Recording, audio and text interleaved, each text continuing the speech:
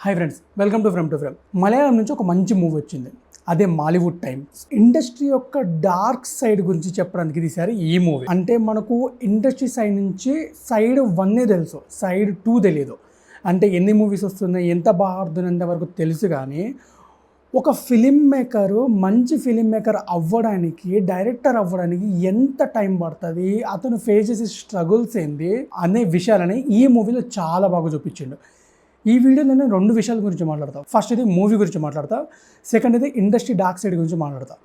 Movie story ఏంటంటే, మనోడికి movies అంటే చాలా ఇష్టం చిన్నప్పటి నుంచి. ఫస్ట్ నావెల్స్ చదివేటోడు, నావెల్స్ తర్వాత హర్రర్ స్టోరీస్ చదివేవాడు. హర్రర్ స్టోరీస్ నుంచి ఓకే మూవీస్కి వెళ్ళడం స్టార్ట్ చేసాడు. మూవీస్కి వెళ్ళిన తర్వాత ఓకే నా ఎయిమ్ ఇది, నా డ్రీమ్ ఇది, నేను ఒక మంచి హర్రర్ ఫిలిం మేకర్ అవ్వాలి అని చిన్నప్పటి నుంచి డ్రీమ్ ఉంటుంది మనోనికి. అలా స్టార్టింగ్ నుంచి చిన్నప్పటి నుంచి కష్టపడుతూ ఆ 10th ఆర్ ఇంటర్ అయిపోయే టైంకి ఒక హ్యాండిక్యామ్ కొనుక్కొని ఒక చిన్న షార్ట్ ఫిల్మ్ తీస్తాడు. అది మాస్టర్ పీస్ అవుతుంది. ఈవెన్ వాళ్ళ పేరెంట్సే తనకు ఒక కెమెరా ఇప్పించి, నువ్వు చదవలేవు, నువ్వు మూవీస్లోనే వర్క్ చేయి, మూవీకే వర్క్ చేయి, నీకు ఆ టాలెంట్ ఉందని చెప్పి వాళ్ళు ఒక ఇన్స్టిట్యూట్లో జాయిన్ చేస్తారు. అది నేర్చుకుంటూ మనోడు ఫిలిం మేకింగ్ నేర్చుకుంటాడు. తర్వాత మెల్లగా మూవీ తీసే ఛాన్స్ వస్తుంది మనోడికి. అక్కడి నుంచి స్టార్ట్ అవుతుంది సినిమా.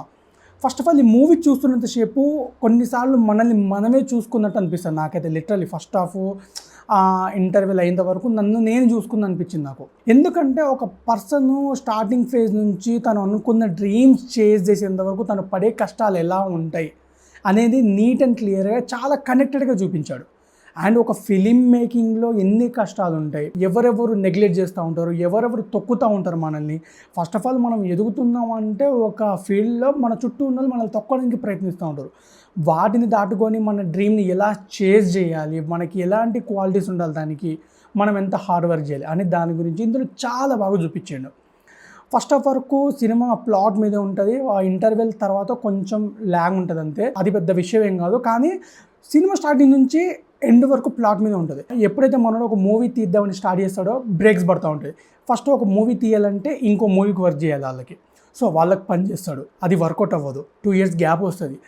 ఎప్పుడైతే మనోడు మన ఓన్ స్క్రిప్ట్ రాసుకొని ఇలాంటి సినిమాని నేను తీయాలి, మాలీవుడ్లో ఎవరు తీయలేనట్టుగా అని ఒక స్క్రిప్ట్ రాసుకుంటారు. ఆ స్క్రిప్ట్ని ఆల్రెడీ ఇతను తీసుకున్న గ్యాప్లో ఇంకొకటి తీసేస్తాడు. అదే ప్రేమలో ఒక పర్సన్ ఉంటాడు కదా హీరోతో పాటు, అతను కూడా ఉంటాడు. ఇలా అతను ఈ మూవీలో ఆ మూవీ తీసేస్తాడు. సో మనోడికి బాధ విపరీతంగా వచ్చేస్తుంది, తట్టుకోలేనంత బాధ. ఎందుకంటే నేను తీయాలనుకున్న సినిమా ఇంకెవడో తీసేయండు, ఆ బాధ ఎలా ఉంటుంది. సో అక్కడ కాంప్రమైజ్ అయ్యిండు. తర్వాత ఇంకో స్క్రిప్ట్కి వర్క్ చేస్తాడు, వాళ్ళు దెబ్బేస్తాడు, అక్కడ కాంప్రమైజ్ అయ్యిండు. సో ఫైనలీ ఇందులో కొన్ని డైలాగ్స్ నాకు బాగా నచ్చినాయి. ఏంటంటే, ఒకరికి లాయల్గా ఉండడం కంటే సెల్ఫిష్గా ఉండి మన పని మనం చేసుకుంటూ ఉంటేనే మనం చాలా హ్యాపీగా ఉంటాం, మనం అనుకున్నది సాధిస్తాం అనేది ఇందులో క్లియర్ కట్గా చూపించాడు. అది నాకు చాలా బాగా నచ్చింది, చాలా కనెక్ట్ అయింది నాకు అది.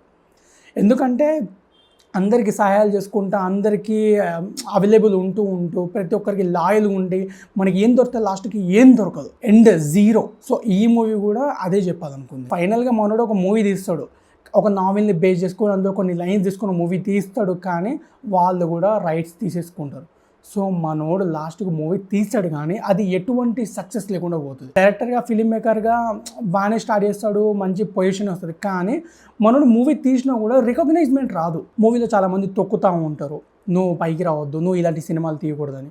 మనోడు అన్ని దాటుకొని వచ్చినా కూడా ఎటువంటి యూజ్ ఉండదు. అంటే ఎంత కష్టపడ్డా మనకు ఫలితం దక్కదు అని చాలాసార్లు ఫీల్ అవుతూ ఉంటాం కదా, ఇందులో కూడా సేమ్ అంతే ఉంటుంది. సో మూవీ స్టోరీ అయితే ఇది. మూవీ నాకైతే చాలా బాగా నచ్చింది. ఈ మూవీ లవర్స్ మాత్రం ఇది ఇంకా బాగా ఎక్కుతుంది. ఎవరైతే యంగ్స్టర్స్ ఫిలిం మేకర్స్ ఉన్నారో, అవ్వాలనుకోని, డైరెక్టర్ అవ్వాలనుకోని, వేరే వేరే ఫీల్డ్స్లో మూవీ ఇండస్ట్రీ ఎలా ఉంటుంది అనే వాళ్ళు ఈ మూవీ చూడండి, మీకు ఆటోమేటిక్గా ఎక్కుతుంది. మూవీ ఎలా స్టార్ట్ చేయాలి, షార్ట్ ఫిలిమ్స్ ఏంటి, వాట్ ఈజ్ వాట్ అని. మూవీ స్టోరీ అయితే ఇది. అండ్ రెండో విషయం వచ్చేసి ఇండస్ట్రీలో ఉన్న డార్క్ సైడ్. అప్పుడప్పుడు నాకు ఫ్రెండ్ ఉండు అశోక్ అని, వాడు నేను సినిమాల పిచ్చి. ఏ సినిమా దొరికినా సరే ఫస్ట్ మేము వెళ్ళిపోతాం. బాగుందన్నా సినిమాకి వెళ్ళిపోతాం, లేదన్నా కూడా సినిమాకి వెళ్ళిపోతాం, ఫ్లాప్ ఏంటంటే కూడా సినిమాకి వెళ్ళిపోతాం, ఎందుకు సక్సెస్ అని కూడా సినిమాకి వెళ్ళిపోతాం. మాకు ఆ పిచ్చి ఉంది. కానీ మేము వెళ్ళేటప్పుడు చాలా మూవీ పోస్టర్స్ కనిపిస్తూ ఉంటాయి. యావరేజ్గా మన తెలుగు సైడ్ నుంచి ఒక 1 yearలోనే ఆల్మోస్ట్ 100 ఫిలిమ్స్, 150 ఫిలిమ్స్ నాకు తెలిసిన ప్రకారం చెప్తున్నా అన్నీ వస్తాయి. కానీ అందులో సక్సెస్ రేట్ ఉన్నవి ఎన్ని, మ్యాక్స్ అంటే 10. అంతకు మించి ఉండవు. ఎందుకురా ఇంత మంచి మూవీస్ వచ్చి ఇన్ని మూవీస్ వచ్చినా కూడా సక్సెస్ రేట్ ఇంత తక్కువ ఉంది అనిపిస్తుంది. అండ్ కొన్నిసార్లు కొన్ని మూవీ పోస్టర్స్ చూసినప్పుడు కూడా అక్కడున్న క్వాలిటీకి అక్కడ పెట్టే బడ్జెట్కి సంబంధం ఉంది. మేమేమనుకుంటామంటే ఇది బ్లాక్ మనీని రొటేషన్ చేసే కాన్సెప్టే కదా, అంటే లాస్ చూపించుకొని ప్రాఫిట్ పొందే కాన్సెప్ట్ టైప్స్లో తీసుకుంటారు కదా ఈ మూవీస్ అని మాట్లాడుకుంటూ ఉంటాం మేమిద్దరం. సో ఈ విషయం చాలాసార్లు మాట్లాడదాం అనుకున్నా కానీ ఇది మాట్లాడొచ్చా లేదో తెలీదు. కానీ ఈ మూవీలో అదే చూపిస్తాడు. ఫర్ సపోజ్ ఒక 150 కోట్లకు లాస్ చూపించాలంటే ఒక మూవీ తీస్తారు, దాంట్లో ఒక 35 crores లాస్ వచ్చిందంటే అందు నుంచి ఆ 35 crores లాస్ అవుతుంది కదా, అప్పుడు వాళ్ళు ట్యాక్స్ కట్టేది 115 కోట్లకు మాత్రమే. సో ఆ ట్యాక్స్ తగ్గించుకోవడం కోసం ఓ VFX మూవీకి 10 కోట్లు అయితే 30 కోట్లని ఎస్టిమేషన్ వేసి చూపిస్తారు. VFX మూవీ, ఎస్పెషల్లీ ఈ VFX మూవీస్కి మాత్రమే, ఎందుకంటే కాస్ట్ ఎక్కువ కాబట్టి, ఎక్కువ చూపించవచ్చు కాబట్టి. సో అలా కాస్ట్ తగ్గించుకోవడం కోసం, ట్యాక్స్ తగ్గించుకోవడం కోసం కొన్ని సినిమాలు వస్తాయి. ఎగ్జాంపుల్కి నాకైతే గుర్తొచ్చింది ఆదిపురుష్ మూవీనే. పెట్టింది 600 కోట్లు 700 కోట్లు అయితే మూవీ వచ్చిన తర్వాత ఆ కాస్ట్ ఎక్కడ కూడా కనిపించలేదు. చాలా ట్రోల్స్ వచ్చినాయి, అంత బడ్జెట్ ఎక్కడ పెట్టినావు, అంత కాస్ట్ ఎక్కడ పెట్టినావు అని. ఈ మూవీ మాలీవుడ్ టైమ్స్ చూసిన తర్వాత ఒక స్ట్రైక్ ఏంటంటే ఓకే, ట్యాక్స్ కవర్ చేయడం కోసం కూడా సినిమాలు చేస్తారు, సినిమా ఒక బిజినెస్ లిటరలీ. ఒకసారి మీరు కూడా ఆలోచించండి, ఎన్నో సినిమాలు వస్తూ ఉంటాయి కానీ కొన్ని సినిమాలు మాత్రమే హిట్ అవుతాయి, కొన్ని మాత్రమే వర్కౌట్ అవుతాయి. పెద్ద పెద్ద హీరోస్ తీసుకున్నవి కానీ, చిన్న చిన్న సినిమాలు కానీ, చాలా ఇలాంటివి చాలా ఉంటే బడ్జెట్కి సంబంధం లేకుండా సినిమాలు వస్తాయి, టైంకి సంబంధం లేకుండా సినిమాలు వస్తాయి. అవి సక్సెస్ అయితే ఫెయిల్ అయితే కూడా తెలియదు. సక్సెస్ అయితే అది ఇంకో తలకాయ నొప్పి వాళ్ళకి, ఎవరైతే లాస్ కోసం తీస్తున్నారో. ఇప్పుడు కాకపోతే వాళ్ళకి మ్యాక్స్ లాస్ అవ్వాలి కాబట్టి వే ఆఫ్ ద మార్కెటింగ్ కూడా చాలా డిఫరెంట్గా ఉంటుంది. ఆ పోస్టర్స్ వేసే పోస్టర్స్ కాకుండా రాంగ్ మార్కెటింగ్ చేయడం, ఆ మూవీకి మనుషులు రాకుండా చేయడం, ఆ థియేటర్ ఫుల్ అవ్వకుండా చేయడం కూడా ఒక బిజినెస్ స్ట్రాటజీయే మూవీస్లో. ఈ మూవీలో అది చాలా క్లియర్ కట్గా చూపిస్తాడు. సో ఇలాంటివి చాలా ఉన్నాయి. ఈ ట్యాక్స్ అండ్ లాసెస్ మీద ఇంకో వీడియో చేయడానికి ట్రై చేస్తా. సో ఈ ఇండస్ట్రీ సైడ్ ఎంత డార్క్ ఉంటుందో, మనుషులు ఎలా ఉంటారో, ఎవరిని ఎలా వాడుకుంటారో అనే దానికి చాలా బాగా చూపించిండు. ఈ మూవీ కనుక మీరు చూడాలనుకుంటే కొంచెం ఓపిక ఉండాలి, ఇంట్రెస్ట్ ఉండాలి. ఒక 3 hours ఫ్రీ చేసుకొని ఈ మూవీ చూడండి.